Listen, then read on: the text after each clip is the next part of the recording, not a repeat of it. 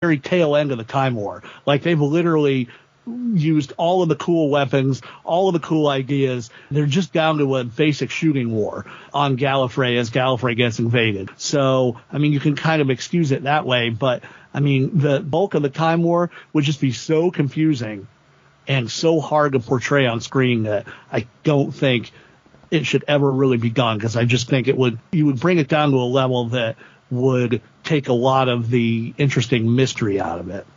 Yeah, and if we're talking about, Time Lord science and temporal, mechanics and this and that, things that we don't actually understand, how do you portray something that, in theory, there are things that are happening and, every moment of every time at the same time by some nebulous creature that we can't even conceive of, like the Nowhere Child or whatever the names were, Nowhere King. The Nightmare Child. Right, the Nightmare Child. One of them, right? And then it was like the King of Never Was or something. Yeah. Russell loved making up all these names for all these things that he was never going to show, but sound incredibly intriguing. You weren't there in the final days of the war. You never saw what was born. But if the time lock's broken, then everything's coming through. Not just the Daleks, but the Skaro degradations, the Horde of Travesties, the Nightmare Child. The could have been king with his army of meanwhiles and never word. The war turned into hell. Right, but how do you portray that and not disappoint, 90% of your audience and or have the budget, which, even somebody like Marvel, Disney, whatever, you couldn't do it and make it satisfactory because, you're talking about time travel and quantum physics and all this other stuff that we can't do. Leave it alone. Just let us think about it in our heads. And none of that's probably going to be entertaining on screen. So then you definitely shouldn't do it, because that is the point. And if we just end with our MVPs for the episode, Chris, I come to you first. Who was Day of the Doctor's MVP? All right, I think the MVP is Moffat, because considering that I've read that the only contract that he had for a while for the story was Jenna Coleman. Mm-hmm. Like, he didn't even have any doctors.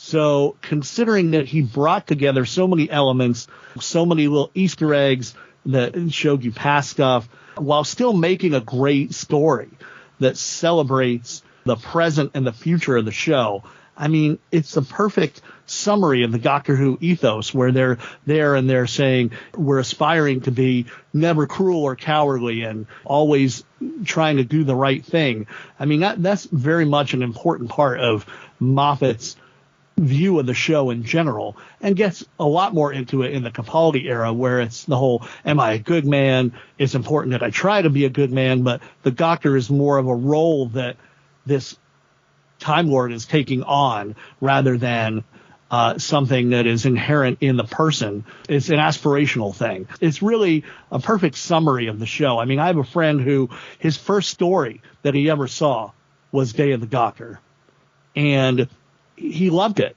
and he loved the show enough that he watched all of the original, the new series, and I even have him watching some of the original series as well. So, I mean, it's all in there, even if this is your first story ever of Doctor Who, and it probably isn't, but if it is, everything's in there that you need to know and understand about what the show is.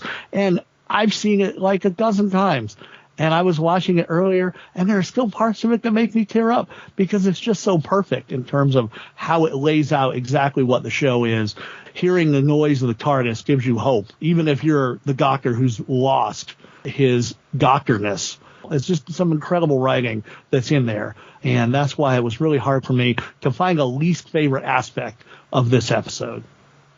And Jan, who's your MVP? I think for me, it's probably the War Doctor. I think, as you've both pointed out before, basically, the War Doctor is the protagonist. It's really his story, and everything is balanced on him and hinges on what he does and how he does it. And I think John Hurt, just again, I've been a fan for years. I think the first thing I ever saw him in was The Naked Civil Servant, and that was probably about 1975, 1976. Followed shortly thereafter by I, Claudius, where he's my favorite Caligula ever. I mean, I've been a fan of his longer than I've been a fan of Doctor Who. To see him on the show, just Hurt's performance is amazing. And the War Doctor is just because there's so much nuance, and because he isn't the Doctor per se, he gets to do things and say things that we normally wouldn't our doctor, the one that we love, the one who's the good guy, wouldn't necessarily say or even think of. And I just think it all kind of hinges on him, and everything pivots around him and his decision and what he's going to do. And, is he still going to go ahead with this, mass genocide, or is he going to be a good guy? And then in the end, when he finally realizes he's redeemed himself, I tear up every time when he's sort of like, I won't remember this, will I? The emotion that's there, and the fact that even if he can't remember it, he knows that he did the right thing, and he's no longer, this genocidal, warmongering thing. He's finally embracing the name of the Doctor again. And I just think her performance is great. And the fact that we got somebody of his caliber on the show, and the character itself. I mean, there's been some adjunct novels. George Mann wrote a really good book. I want to say The Engines of War, perhaps. Engines of War, yes. Yeah, that was, a War Doctor novel, and it's great. And the Big Finish stuff that they were able to do before he passed away is really good. I really love the War Doctor, and I think, he's the MVP because he's something new and different, and he's a one-off, and yet he's stuck in everybody's psyche since then. He is a part of things. People can say, I'm ignoring him, and we're going to forget that he ever happened, unlike perhaps The Timeless Child or some of the stuff like that. There are very few people I know that are just going to, axe him out of their personal headcanon. So he's great for me. For similar reasons, my MVP is also Stephen Moffat.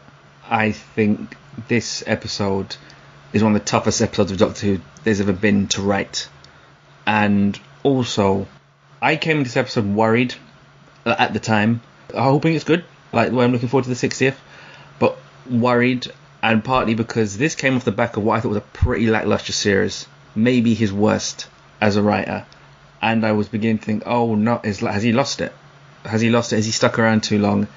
Is Doctor Who is it just going to be diminishing returns with this show? And it's quite obvious that so much effort went into writing this that something else had a detrimental effect on other stuff, which was the episodes of the previous series.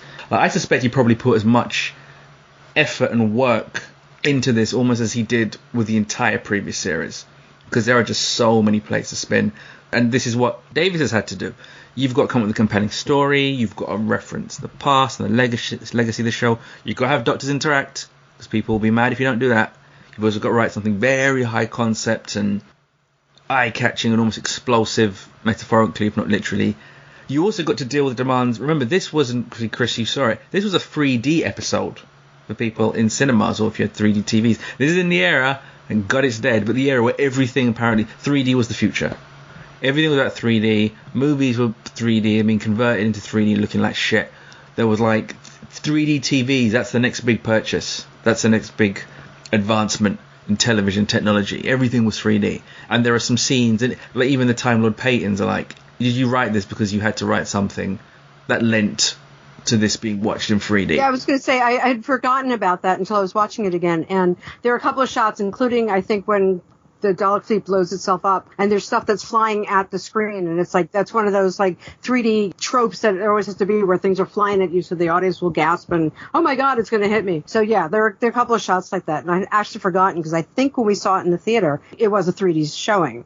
So he's had to deal with that shit as well, and then it's just the natural pressure. There is just natural pressure you will get with an episode so big. It was the first anniversary episode in a while, and Moffat has consistently taken quite a bit of grief online, but can you imagine what the reaction would have been if this episode was bad, when I was worried it was going to be bad? That could have had a seriously negative impact on his career, full stop. But the approval, and obviously not everyone loved it, but the approval rating was generally very high on this. It reminded us of what a good writer he is at his best. While I'm not going to say this is the best episode he's ever written, you could make the case that it is. I was just going to say, you're right. The pressure was high. It was simulcast everywhere around the world. It was in the theaters. It was everywhere. Right. It was the first time I think we had a simulcast on BBC America, and the only time that they simulcast it and actually simulcast it, not started it at the same time and then shoved in, so many commercials that within 10 minutes, you were 10 minutes behind the rest of the world and could be spoiled if you were actually trying to interact with people about it online. BBC America, after this story, misunderstood what the term simulcast actually meant. Yeah. And they thought it meant they started at the same time. But as Jan said, it was very frustrating watching, for instance, the Woman Who Fell to Earth was allegedly simulcast at the same time on BBC America. But you're right. They would come in and they'd shove 5 minutes commercials here, 5 minutes commercials there. I mean, obviously they were into the whole money-making part of it, which that's part of the mandate of the channel, but don't call it a simulcast because you're not seeing it at exactly the same time as everybody else online.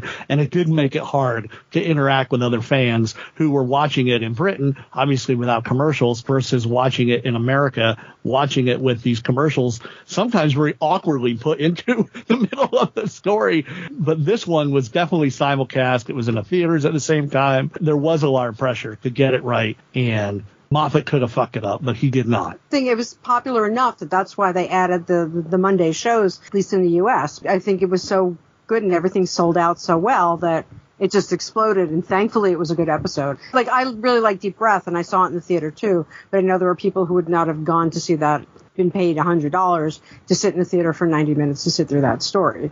Whereas Day of the Doctor, there are very few people, I think, at least at the time, had complaints about it. I think that, people have been nitpicking in the 10 years since, but it was just mind-blowingly good, especially after things like the 5 Doctors, the 3 Doctors, which are fun, but there's a lot of just like, let's shove this idea in there just to make, for fan service. It doesn't have to make sense. Whereas Day of the Doctor does really hold together well as a story, I think. And that's a really great point in that in the last 5-6 years especially, the tendency to make shows that are very nostalgia driven has really ramped up. Like you put in stuff mainly as fan service. But I mean, this episode did some of those things, but did not really, in my opinion, overdo it in terms of putting stuff in there just for the sake of putting stuff in there. As you said, Shane, I mean, there was a reason why all the Doctors show up at the end. I mean, there was a good, solid storytelling reason why that happened. They didn't just shove them in there just for the hell of it. So, I mean, that deserves a certain amount of praise as well. I mean, I wonder if making that story today or seeing what is going to be the 60th anniversary stuff later in the fall, it'll be interesting to see how that shakes out in terms of this new idea of giving a lot of sort of fan service Easter eggs that don't necessarily need to be in there. Just before we end, because Jan and Chris, you also write about Doctor Who. Specifically, you wrote about Doctor Who in A World of Demons, The Villains of Doctor Who, the book I will continue to mention on this podcast, and you both contributed a chapter. So what were your chapters? If you give us, not chapter and verse, but just a brief overview of what your chapters are on. Mine is actually called Silurians and Sea Devils and Santarans, Oh My, and Your Little Zygons Too. And what I did there, and actually it ties in because I had to, I watched roughly 36 to 40 hours worth of Doctor Who, both old and new. I basically went and took villain races that weren't, the big ones weren't the Cybermen or the Daleks or what have you. And I compared and contrasted how were they dealt with on the old series as compared to the new series. Did they hold up? Had they changed? Did they seem better? And kind of did an overview of all 4 of those different races and talked about how the evolution of those monsters and, as races. And one of my things there was that out of all 4 of those, the Zygons really made it out the best because they went from being a really horrific, seen once, never saw them again in the old series villains, and their Terror of the Zygons is still a story that really holds up for me. And then they came back in the 50th anniversary as villains, but we start to see a little bit more evolution. And then by the time we get to Invasion and Inversion of the Zygons, series 9, they're a whole other thing, and they're suddenly these surrogates for immigration and racism and politics, et cetera, and it just and Israel and Palestine. Right, exactly. And also just like the whole refugee crisis in general. And they suddenly become like entirely different species while watching this evolution. And I think it's just really cool, especially using Osgood, who we were introduced to in the 50th anniversary, as a surrogate, because everything basically revolves around her and her twin. That was the crux of my essay. All those different races and, how do we see them now as compared to then? And are they better? Are they worse? Are they completely different? Blah, blah, blah. So that was my chapter in that.